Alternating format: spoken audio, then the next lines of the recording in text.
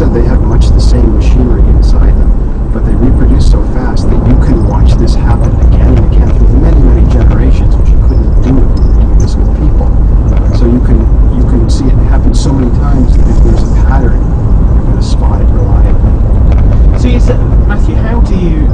I mean, that Sarah Palin clip, we can kind of go, ha, she didn't know that the experiments that are done on flies and how regularly this is done there with different kind of mutations and genes. But the gut reaction for many people would be, the narcissistic way of human beings. That why are they experimenting on flies? Why are they doing things about human beings? Yes. How do we cut through it? They're doing it on flies. They're doing it in Paris, France. Paris, France, yeah. A lot of those flies and those people are my friends, because I used to work in Paris, France, and I knew a lot of fly people who worked there. And I think the way you explain... What are you calling them? Fly people? That's what they're called, the fly people. I'm a No, they're just flies. No, they're fly people. You speak to them. It's all right as long as they don't speak back to you. It's when they speak back to you, you've got to start with it. Not science, but just silliness.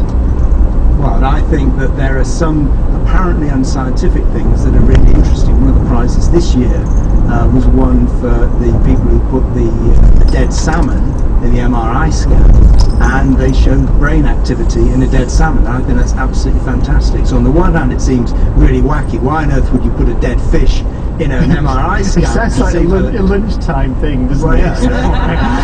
Or late at night. Maybe that's just looking for the microwave. They wanted to heat it up. It's a big thing. Whereas in fact, that was really important because it was a kind of a negative control, because I suspect that they imagined that the dead fish wouldn't have any activity in its brain, and yet they actually got a recording out of it. So this showed that their methods, their statistics they were using for identifying, lighting up in the brain were in fact erroneous. And that's a really important kind of silly but very sensible stuff. I can do the strawberries. I don't know. I've been thinking as you've all been talking about the crossover between science and art, and the more you describe science as just being done not necessarily for trying to find anything out or to advance anything, but just merely for its own sake and for the joy of doing something, sounds to me like a lot like art. That's what artists do.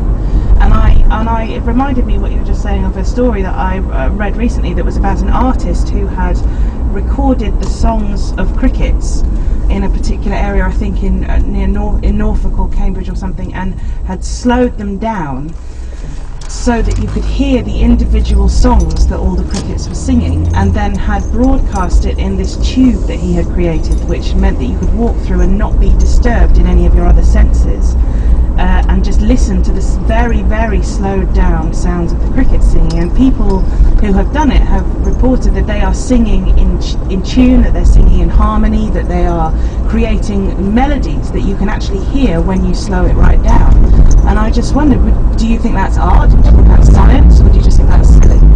I can suggest there's a difference between those two things. That if it's science, or it is science, when you start out, you have something in mind that you might learn from doing this. Why am I doing this research? Because it might tell me something. There's some question I have in mind that I might learn. Yeah, this works, this doesn't, it's big, it's small, whatever it is. In art, you don't need a specific question. Just do it. Obviously, we want our panel to leave with further work to get on with, so we've asked our audience, what would you like to be researched that some may think of as pointless, and we have your entries here. This one's a good one. It just says art history. It's really true.